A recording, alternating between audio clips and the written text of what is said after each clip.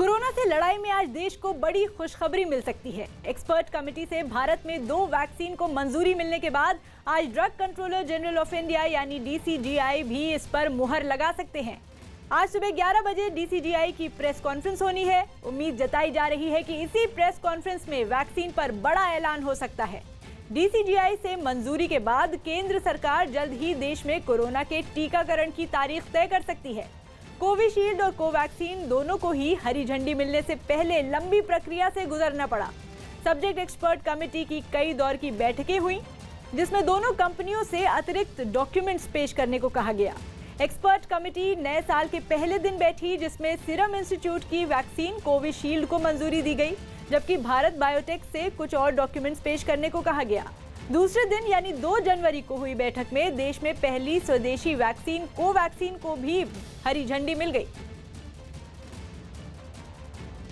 The aim of vaccination is first to decrease mortality, and we have to work aggressively to be able to vaccinate all the high-risk groups who can die because of having COVID-19. We know that majority of them will be over the age of 50. If we are able to get over the next few weeks without having a spike in a number of cases and are able to vaccinate a good number of people, I think we will be in a very good position. Dry run के बाद देश की जनता को प्राथमिकता के हिसाब से vaccine देने की तैयारी भी की जा रही है।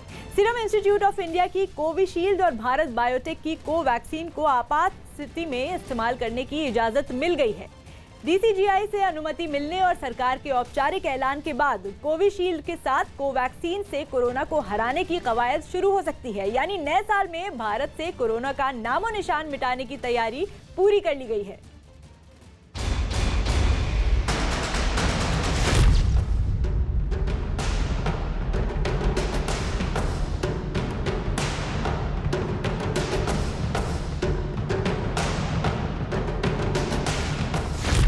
नए साल पर वैक्सीन वाला तोहफा, कोविशील्ड के इस्तेमाल की सिफारिश।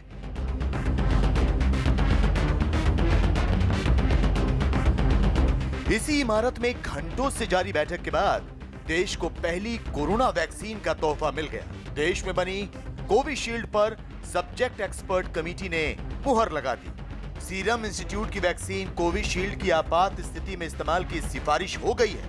मतलब ये कि नए साल में कोरोना को काबू करने का काउंटडाउन शुरू हो गया है। अब सिर्फ वैक्सीन से कोरोना पर अंकुश लगाने की बारी है। दरअसल सब्जेक्ट एक्सपर्ट कमेटी की बैठक में फाइजर, भारत बायोटेक और सीरम इंस्टीट्यूट तीनों को एक के बाद एक अपना अपना प्रेजेंटेशन देना था। इस बैठक में जाइडस कैडिला भी शामिल हुई। सीरम इंस्टीट्यूट का प्रेजेंटेशन पूरा होते ही इसकी वैक्सीन कोविशील्ड के आपात इस्तेमाल की मंजूरी दे दी गई। आपको बता दें कि अब तक कोरोना वैक्सीन पर मुहर लगाने वाली सब्जेक्ट एक्सपर्ट कमेटी की 2 बैठकें हो चुकी हैं। इन बैठकों में वैक्सीन कंपनियों से कुछ और जानकारी मांगी गई थी। एम्स के डायरेक्टर रणदीप गुलेरिया के मुताबिक कोविशील्ड पर सरकार के औपचारिक ऐलान के बाद देश भर में टीकाकरण की प्रक्रिया किसी भी वक्त शुरू की जा सकती है। हम आपको बताते हैं कि भारत में इस वैक्सीन पर मुहर लगाए जाने की क्या प्रक्रिया है। दरअसल इसके लिए सीरम इंस्टीट्यूट ऑफ इंडिया ने Central Drugs Standard Control Organisation को वैक्सीन के इस्तेमाल की मंजूरी देने का आवेदन किया। इस आवेदन में वैक्सीन को आपात स्थिति में इस्तेमाल की मंजूरी मांगी गई। एसआईआई के आवेदन पर एक्सपर्ट कमेटी की बैठक हुई। एक्सपर्ट कमेटी ने एसआईआई की कोविशील्ड वैक्सीन को आपात स्थिति में इस्तेमाल की सिफारिश भी कर दी है। अब expert committee drugs controller general of India को अपनी रिपोर्ट देगी। इस रिपोर्ट पर डीसीजीआई मुहर लगाकर सरकार को सौंपेगी, जिसके आधार पर सरकार वैक्सीन के इस्तेमाल करने को लेकर औपचारिक ऐलान करेगी। We are not very anxious to start supplying immediately because India comes first, and then the private market of India comes along with that, or second, or simultaneously, depending on what permissions government releases us this or next week. And then only we will look at the other countries. Oxford और AstraZeneca की vaccine को लेकर भारत ही नहीं बल्कि पूरी दुनिया में उम्मीद की एक नई किरण जागी है, क्योंकि ये वैक्सीन अमेरिका में इस्तेमाल हो रही फाइजर की वैक्सीन के मुकाबले कहीं बेहतर है। ऑक्सफोर्ड की वैक्सीन को 0 से 8 डिग्री तक के तापमान पर रखा जा सकता है, यानी घर के रेफ्रिजरेटर में भी ये वैक्सीन रख सकते हैं। लेकिन फाइजर की वैक्सीन को -70 डिग्री के तापमान की जरूरत होती है। इसके लिए कोल्ड चेन बनानी होगी। ऑक्सफोर्ड की वैक्सीन की कीमत फिलहाल तय नहीं हुई है, लेकिन इतना तय है कि ये बेहद सस्ती होगी, जबकि फाइजर की वैक्सीन की एक डोज की कीमत करीब 3000 रुपए मानी जा रही है। ये बहुत बड़ी बात है कि ऑक्सफोर्ड की जो एस्ट्राजेनेका की जो वैक्सीन है उसको अप्रूवल दे दिया यूके ने। यूके के मिलियंस ऑफ लोगों के लिए बड़ी रिलीफ की बात है। देखिए, फाइजर के मुकाबले में अगर बात की जाए या और दूसरी वैक्सीन के, ये वैक्सीन बहुत अच्छी है। इसके 4 चीजें वैक्सीन में हम देखते हैं। सबसे पहले एफिकेसी, इसकी एफिकेसी बड़ी अच्छी है। दूसरा साइड इफेक्ट, साइड इफेक्ट्स में भी उन्होंने डिक्लेयर किया है कि even after second dose of vaccine कोई सीवियर साइड इफेक्ट नहीं आया। तीसरी चीज उसकी कॉस्ट, क्योंकि ये इंडिजिनसली मैन्युफैक्चर्ड होगी, इसकी कॉस्ट भी जो है वो कम रहेगी। और चौथी चीज है टेम्परेचर कंपेटेबिलिटी। ये टेम्परेचर जो है 2 से 8 डिग्री के ऊपर 6 महीने तक कंपेटेबल रहेगी। तो ये सारी चीजें लेते हुए हमारे देश के लिए बहुत अच्छी है। एक तरफ ऑक्सफोर्ड की वैक्सीन के इस्तेमाल को लेकर सब्जेक्ट एक्सपर्ट कमेटी ने सिफारिश कर दी है, तो दूसरी ओर इसे मंजूरी मिलते ही देश भर में इसे पहुंचाने और लोगों को वैक्सीन दिए जाने की तैयारियां भी तेज हो गई हैं। देश भर में वैक्सीनेशन सेंटर बनाए जा रहे हैं।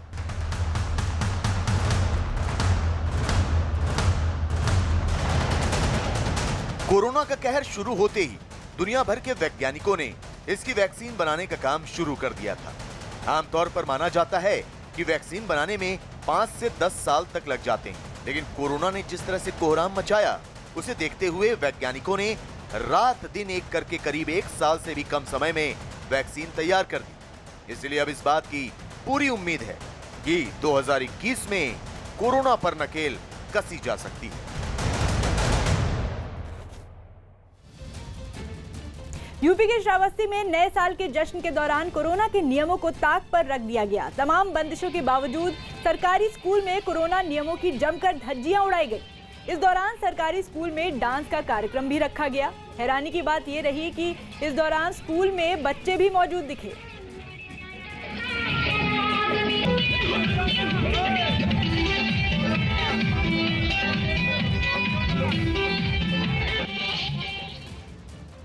बिहार के मुजफ्फरपुर में अतिक्रमण हटाने के दौरान जमकर हंगामा हुआ। अतिक्रमण हटाने का विरोध कर रहे कुछ लोगों ने इस दौरान जमकर हंगामा किया, जिसके बाद पुलिस के जवानों ने हंगामा कर रहे लोगों पर जमकर लाठियां चलाईं और हंगामा कर रहे लोगों को भगा दिया। हंगामा करने वालों में महिलाएं भी शामिल थीं, लेकिन पुलिस ने बलपूर्वक सभी को वहां से भगा दिया, जिसके बाद दुकानदार खुद ही अतिक्रमण हटाते नजर आए।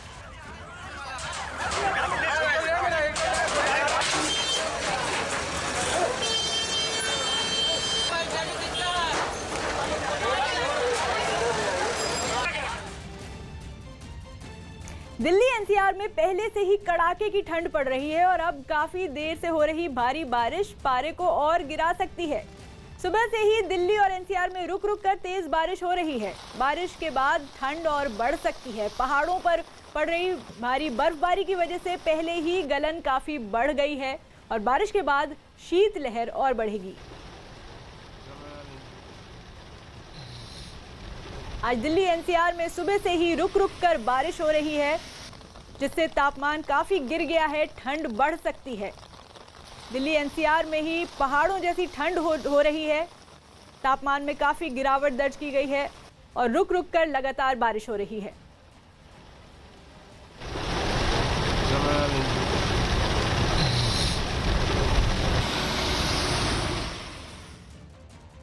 बीसीसीआई अध्यक्ष सौरव गांगुली को हल्का दिल का दौरा पड़ने के बाद कोलकाता के एक अस्पताल में भर्ती कराया गया। डॉक्टरों ने बताया कि सौरव गांगुली की एंजियोप्लास्टी की गई और इलाज के दौरान हार्ट के ब्लॉकेज खोलने के लिए गांगुली को एक स्टेंट भी लगाया गया। सौरव गांगुली की तबीयत उस वक्त बिगड़ी जब वो जिम में कसरत कर रहे थे और अचानक वो बेहोश होकर जमीन पर गिर गए, जिसके बाद उनको तुरंत अस्पताल पहुंचाया गया, जहां उनकी हालत स्थिर बनी हुई है। गृह मंत्री अमित शाह ने सौरव गांगुली की पत्नी डोना गांगुली से फोन पर बात कर उनका हालचाल जाना। तो वहीं बंगाल की मुख्यमंत्री ममता बनर्जी और राज्यपाल जगदीप धनखड़ ने अस्पताल जाकर सौरव गांगुली से मुलाकात की। We did the primary, angiography, followed by angioplasty. There are blocks in his heart, which is, it's already been treated and he's doing fine currently. तो ये दो तस्वीरें आप देख सकते हैं। बीसीसीआई अध्यक्ष सौरव गांगुली की तबीयत खराब हुई, हल्का दिल का दौरा पड़ा, जिसके बाद अस्पताल में भर्ती है वो, और उनको देखने के लिए सीएम ममता बनर्जी पहुंची अस्पताल, और जगदीप धनखड़ वहां के राज्यपाल भी उनसे मिलने पहुंचे और सौरव गांगुली का हालचाल जाना।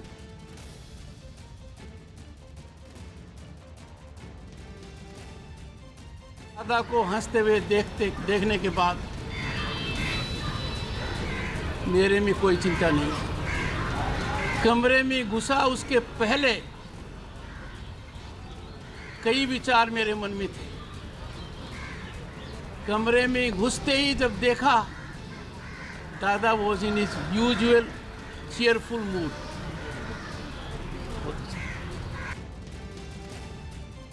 बिहार के बक्सर में एक पेट्रोल पंप मालिक के बेटे की हत्या के मामले का पर्दाफाश करते हुए पुलिस ने 3 आरोपियों को गिरफ्तार कर लिया। आरोप है कि इन लोगों ने हत्या की वारदात को पिछले महीने 14 दिसंबर को अंजाम दिया था, जिसका वीडियो पुलिस ने अब जारी किया, जिसमें दिखा कि तीनों बदमाश एक कार के बाहर खड़े आदमी के पास पहुंचते हैं। उनमें एक बदमाश ने उस आदमी पर गोली चला दी, जबकि दूसरे ने उसके हाथ से बैग छीन लिया और फिर वो वहां से भाग गए। इसके बाद आसपास मौजूद लोग उन्हें पकड़ने के लिए उनके पीछे दौड़े, लेकिन तब तक तीनों बदमाश वहां से भाग चुके थे। हालांकि पुलिस के चंगुल से वो ज्यादा दिनों तक बच नहीं पाए। पुलिस ने नई वारदात को अंजाम देने से पहले ही तीनों को धर दबोचा। इनके पास से 3 हथियार बरामद हुए हैं। एक पिस्टल है, 2 कंट्री मेड जो कट्टा बोलते हैं वो है। पुलिस ने दावा किया कि सभी आरोपियों ने पेट्रोल पंप मालिक के बेटे की हत्या की बात कबूल कर ली। साथ ही बताया कि इन आरोपियों के पकड़े जाने से लूट और हत्या की कई घटनाओं का पर्दाफाश हो गया। मुजफ्फरपुर में अतिक्रमण हटाने के दौरान जमकर हंगामा हुआ। बिहार के मुजफ्फरपुर में अतिक्रमण हटाने के दौरान हंगामा कर रहे लड़के की पुलिस ने जमकर पिटाई कर दी। राजस्थान के चुरू में 2 गाड़ियों की आमने सामने हुई भिड़ंत में 2 भाइयों की मौत हो गई। हादसा इतना भीषण था कि दोनों गाड़ियों के परखचे उड़ गए। एमपी के देवास में शराब से भरी एक गाड़ी चेकिंग के दौरान बैरिकेडिंग तोड़कर फरार हो गई, जिसे कई घंटों की मशक्कत के बाद पकड़ लिया गया। मनाली में भारी बर्फबारी की वजह से करीब 400 गाड़ियां 24 घंटे से भी ज्यादा समय तक फंसी रहीं। इस दौरान कई सैलानी नाचते गाते नजर आए। महाराष्ट्र के डोंबिवली में पुलिस ने सीसीटीवी की मदद से एक चोर को गिरफ्तार कर उसके पास से 6,75,000 के गहने और नकदी बरामद की। आरोपी सब्जी बेचने के दौरान घरों की रेकी कर वारदात को अंजाम देता था। यूपी के लखीमपुर खीरी में मामूली कहासुनी के बाद हुए विवाद में एक लड़के ने दोस्त की गोली मारकर हत्या कर दी। मुंबई पुलिस अब ई-स्कूटर के जरिए समंदर किनारे पेट्रोलिंग कर सकेगी। एक्टर अक्षय कुमार और महाराष्ट्र सरकार में मंत्री अनिल देशमुख की मौजूदगी में मुंबई पुलिस को इलेक्ट्रिक सेगवे स्कूटर सौंपे गए, जिसकी मदद से मुंबई पुलिस समंदर किनारे पेट्रोलिंग कर सकेगी। वहीं बैटरी से चलने वाले इस ई-स्कूटर से प्रदूषण भी कम होगा।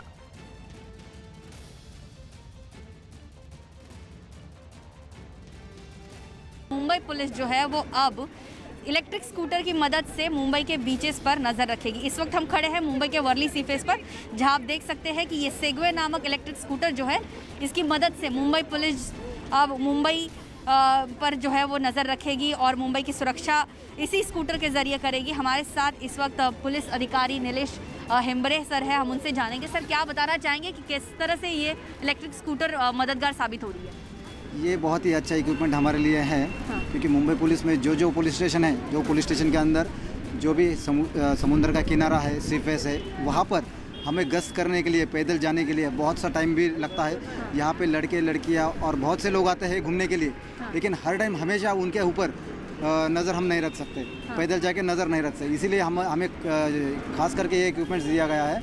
इस इक्विपमेंट से हम ज़्यादा से ज़्यादा ट्रैवलिंग कर सकते हैं, ज़्यादा से ज़्यादा लोगों के पास हम जा सकते हैं। उनका कुछ प्रॉब्लम होता है तो हम उनको प्रॉब्लम उनका सॉल्व कर सकते हैं। सर, हमने देखा कि ये हम आपको तस्वीरों में दिखाना चाहेंगे कि ये इलेक्ट्रिक सेगवे स्कूटर जो है वो पूरी तरह से बैटरी से चलती है, जिसकी वजह से पोल्यूशन नहीं होता है, प्रदूषण किसी भी प्रकार का नहीं होता। और दोनों तरफ जो है वो एक बॉक्सेस रखे हैं, ये फर्स्ट एड बॉक्सेस है। ये जो स्कूटर है सेगवे नामक इलेक्ट्रिक स्कूटर, ये प्रति घंटा 25 किलोमीटर के प्रति घंटा चलती है और एक बार बैटरी चार्ज करने पर 20 किलोमीटर तक ये जा सकती है। मुंबई को सुरक्षितता बरकरार रखने के लिए जो कदम हमारे आदित्य जी ठाकरे साहब ने और हमारे गृह मंत्रालय ने उठाया है, अनिल जी देशमुख साहब ने, तो दोनों को मैं अभिनंदन करता हूँ और सराहना भी करता हूँ। मुंबई के लिए महत्वपूर्ण कदम उन्होंने उठाया। हिमाचल प्रदेश के मनाली में हुई तेज बर्फबारी की वजह से 500 से ज्यादा पर्यटक रास्तों में फंस गए। हालांकि इस मुसीबत से सभी लोगों को बाहर निकालने के लिए प्रशासन ने राहत और बचाव का काम शुरू कर दिया, क्योंकि रास्तों पर जमी बर्फ की मोटी परत की वजह से वहां फंसे पर्यटक आगे नहीं बढ़ पा रहे। वो अपनी गाड़ियों के साथ बर्फ के बीचों बीच घिर गए। ये तस्वीर अटल टनल के पास की है, जहां नए साल का जश्न मनाने पहुंचे पर्यटकों पर बर्फ मुसीबत बनकर टूटी। आलम यह है कि अपनी गाड़ियों के साथ रास्तों में फंसे ये लोग न तो आगे बढ़ पा रहे और न ही ये अब अपने होटलों में दोबारा लौट सकते हैं। एक पर्यटक ने तो वीडियो बनाकर वहां के मंजर को बयां किया। यहाँ पर जो है बहुत बर्फबारी की वजह से जो है हम फंस चुके हैं, गाड़ियाँ स्लिप हो रही हैं, कोई चल नहीं पा रही है। वहाँ इतनी बर्फबारी हुई कि पूरा इलाका बर्फ की सफेदी में ढक गया। पेड़ पौधे सब कुछ बर्फ में लिपटे दिखाई दिए। कई गाड़ियाँ तो बर्फ के नीचे दब गईं। बर्फबारी की वजह से सामने कुछ भी साफ देख पाना मुश्किल हो गया। सड़क पर फिसलन की वजह से कई गाड़ियां आपस में भिड़ गईं। हालांकि इस परेशानी की घड़ी में भी कुछ लोगों ने मस्ती करना नहीं छोड़ा और वो बीच सड़क पर गाना बजाकर डांस करने लगे। मनाली में पिछले कुछ घंटों में काफी बर्फबारी हुई। आने वाले कुछ दिनों तक वहां मौसम की मार ऐसी ही पड़ने वाली है। मध्य प्रदेश के रतलाम से एक रोंगटे खड़े कर देने वाला वीडियो सामने आया। वहां एक बेकाबू कार बीच सड़क पर यमराज बनकर दौड़ती नजर आई। इस हादसे का सीसीटीवी वीडियो भी सामने आया, जिसमें दिखा कि एक भीड़ भाड़ वाले इलाके में कार तेज रफ्तार से आई और वहां खड़ी कई मोटरसाइकिलों को टक्कर मारती हुई आगे बढ़ गई। सामने से आ रहे एक स्कूटर को भी उसने जोरदार टक्कर मारी और पीछे बैठी महिला को रौंदती हुई आगे ले गई, जबकि स्कूटर चला रही लड़की उछलकर दूर गिर गई। हालांकि कार का ड्राइवर वहां से भागा नहीं, वो घायलों को देखने के लिए नीचे उतरा। तब तक वहां लोगों की भारी भीड़ जमा हो चुकी थी। सभी ने गाड़ी के नीचे दबी महिला को बाहर निकाला और उसे फटाफट अस्पताल भेज दिया। कार चला रहे आदमी को पुलिस ने हिरासत में ले लिया। कोरोना काल में भी प्रधानमंत्री नरेंद्र मोदी का जादू दुनिया के सिर चढ़कर बोल रहा है। दुनिया भर में सर्वेक्षण और रिसर्च करने वाली फर्म मॉर्निंग कंसल्ट के एक सर्वे के मुताबिक पीएम मोदी दुनिया में सबसे लोकप्रिय नेता हैं। मॉर्निंग कंसल्ट के सर्वे के मुताबिक पीएम मोदी 55% रेटिंग के साथ दुनिया भर के नेताओं की तुलना में पहले पायदान पर हैं। यानी ब्रांड मोदी ने एक बार फिर दुनिया भर में भारत का मान बढ़ाया है। जहां दुनिया पीएम मोदी को उनकी इस उपलब्धि के लिए बधाई दे रही थी, वहीं प्रधानमंत्री मोदी ब्रांड इंडिया को ग्लोबल पहचान दिलाने के अपने सपने को साकार करने में जुटे नजर आए। भारत माता की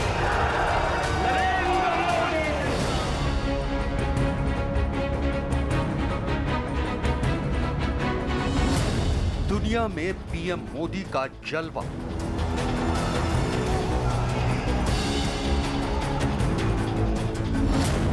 कायम है पीएम मोदी का जादू।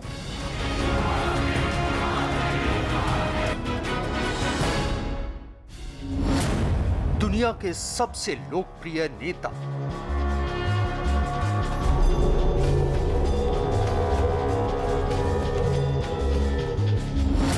दुनिया बोले नमो नमो।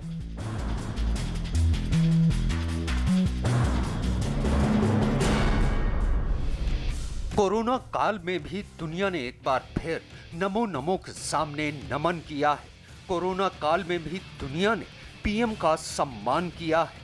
कोरोना काल में भी पीएम मोदी की वजह से पूरी दुनिया में भारत का तिरंगा लहराया है। कोरोना काल में भी पूरी दुनिया में पीएम मोदी के नमो मंत्र की गूंज सुनाई दी है। आज हमारा सीना गर्व से और चौड़ा हो गया। अंतर्राष्ट्रीय अप्रूवल रेटिंग में एक बार फिर हमारे माननीय प्रधानमंत्री श्रीमान नरेंद्र मोदी जी दुनिया में नंबर 1 के स्थान पर है। दुनिया के बाकी नेता उनसे बहुत पीछे हैं। नरेंद्र दामोदर दास मोदी, वो शख्सियत, वो नाम जिसकी सादगी और अटल निश्चय के आगे एक बार पूरी दुनिया फिर नतमस्तक है। दरअसल दुनिया भर में सर्वेक्षण और रिसर्च करने वाली फर्म मॉर्निंग कंसल्ट के एक सर्वे के मुताबिक भारतीय प्रधानमंत्री नरेंद्र मोदी दुनिया के सबसे लोकप्रिय नेता हैं। मॉर्निंग कंसल्ट के सर्वे के मुताबिक पीएम मोदी 55% स्वीकृति रेटिंग के साथ दुनिया भर के नेताओं में टॉप पर हैं। इस सर्वे में यह भी सामने आया कि पीएम मोदी की लोकप्रियता दूसरे वैश्विक नेताओं की तुलना में सबसे ज्यादा है। अमेरिका की एक प्रख्यात आकलन करने वाली संस्था है, सर्वे करने वाली संस्था है मॉर्निंग कंसल्ट्स। उसने 13 प्रमुख लोकतांत्रिक देशों के नेताओं का बारे में जनता को क्या लगता है इसका आकलन किया। और भारत के लिए गौरव का विषय है कि प्रधानमंत्री नरेंद्र मोदी जी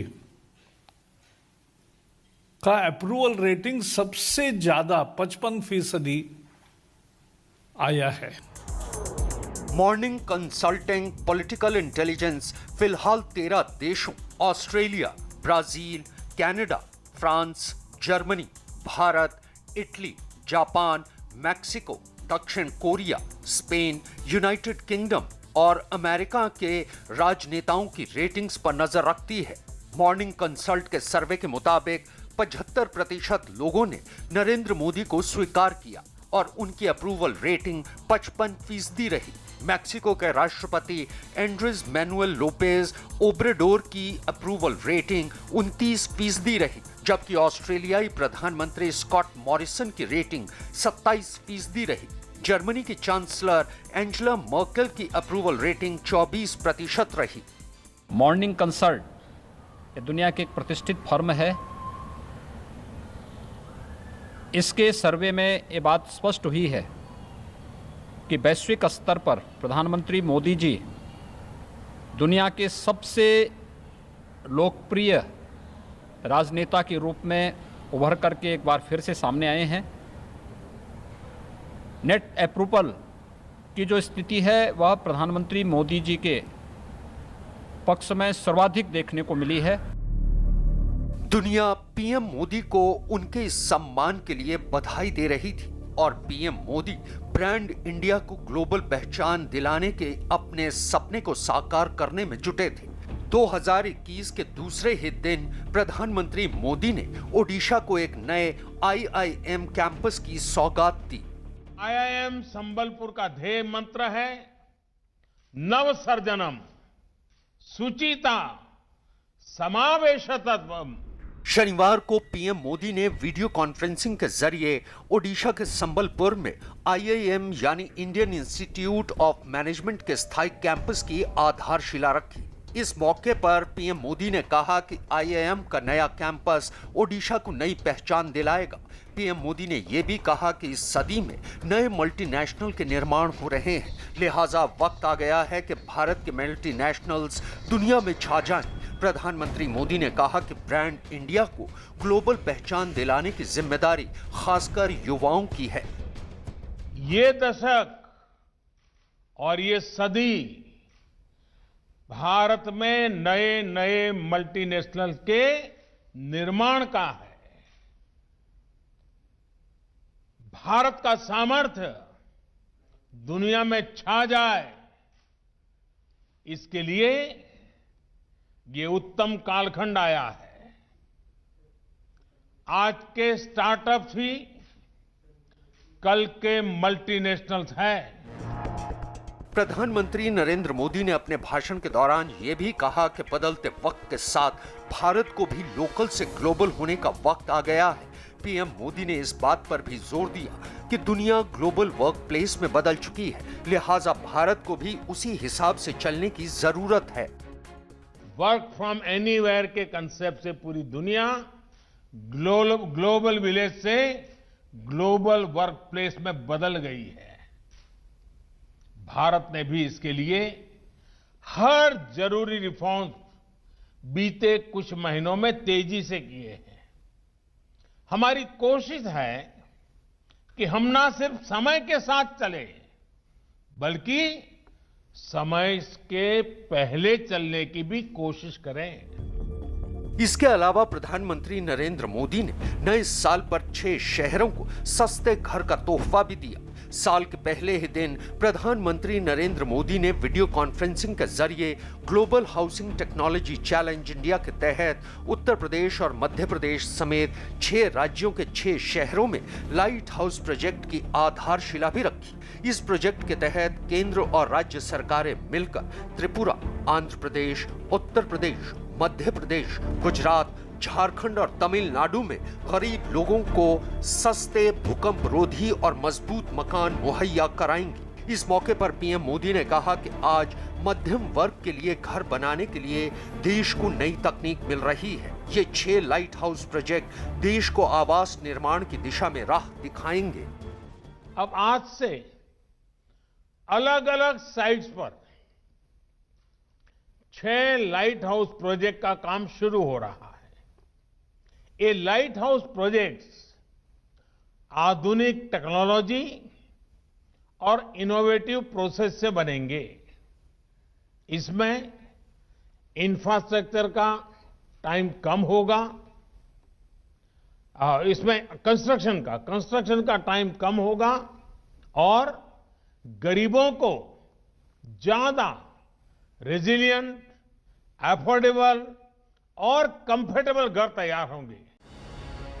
प्रधानमंत्री नरेंद्र मोदी ने इस मौके पर यह भी ऐलान किया कि लाइट हाउस प्रोजेक्ट के तहत देश के 6 शहरों में 365 दिनों यानी एक साल में 1000 मकान बनेंगे। पीएम मोदी ने कहा कि इसका मतलब यह है कि रोजाना 2.5 से 3 मकान बनेंगे। उन्होंने इंजीनियरों, विद्यार्थियों और प्रोफेसरों से अपील की कि वो इन साइट पर जाएं और इन प्रोजेक्ट का अध्ययन करें।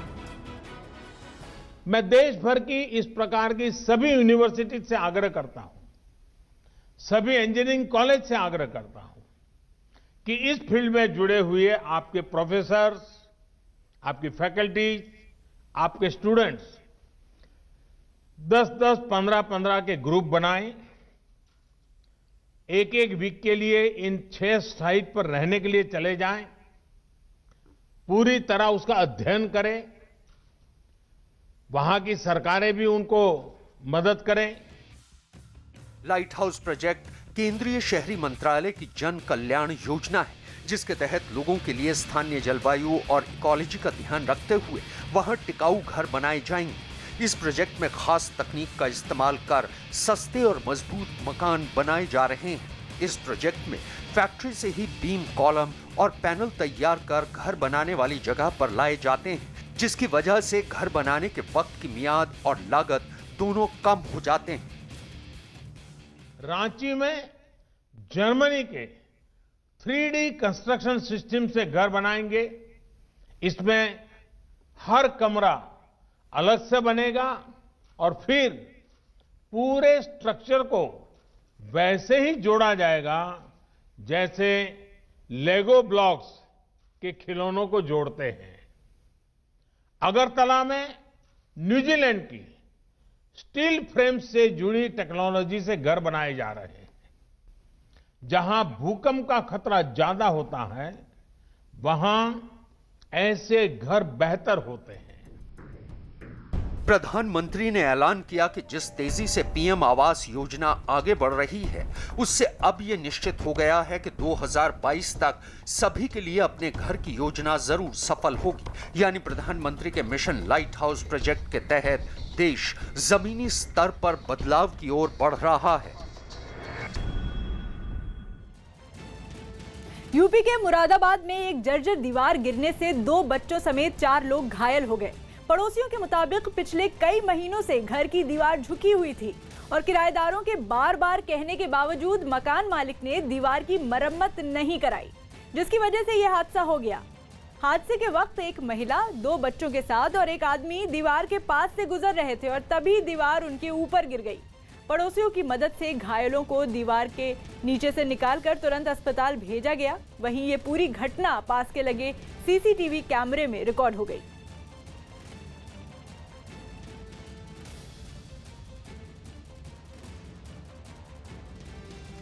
समाजवादी पार्टी के एमएलसी आशुतोष सिन्हा ने वैक्सीन को लेकर दिए गए बयान का बचाव किया है।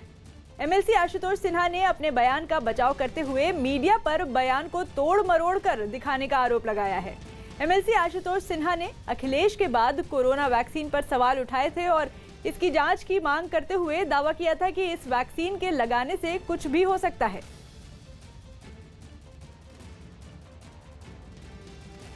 अगर वो नहीं लगवा रहे हैं तो हमें लगता है कि कहीं ना कहीं उस वैक्सीन में कुछ ऐसी चीजें होंगी नुकसान हो जाए और हमें लगता है कि बाद में लोग कह दें कि नहीं जनसंख्या कम करने के लिए मारने के लिए लगा दिया वैक्सीन, तो आप नपुंसक बना कुछ भी हो सकता है। तो इसलिए अगर आदरणीय अखिलेश यादव जी ने इस बात को कहा है तो हमें लगता है सिर्फ समाजवादी पार्टी नहीं पूरे प्रदेश की किसी जनता को वैक्सीन नहीं लगवाना चाहिए। गवर्नमेंट के द्वारा ये जो काम किया जा रहा है वो कितना जनता के हित में होगा, तो इसके लिए सबसे पहले मैं उस समय भी मैंने यही कहा था और अभी फिर कह रहा हूँ कि साइड इफ़ेक्ट्स किसी भी दवाई के हो सकते हैं, तो उसकी पहले पूरी तरह से जांच होनी चाहिए। ऑस्ट्रेलिया दौरे पर गए रोहित शर्मा समेत 5 खिलाड़ियों को अलग अलग आइसोलेट किया गया। कोरोना नियम तोड़ने पर ऑस्ट्रेलिया दौरे पर गई भारतीय टीम के 5 खिलाड़ियों को अलग अलग आइसोलेट कर दिया गया। एक रेस्टोरेंट में एक साथ खाना खाने का वीडियो सामने आने के बाद रोहित शर्मा समेत 5 भारतीय खिलाड़ियों को अलग अलग आइसोलेट किया गया।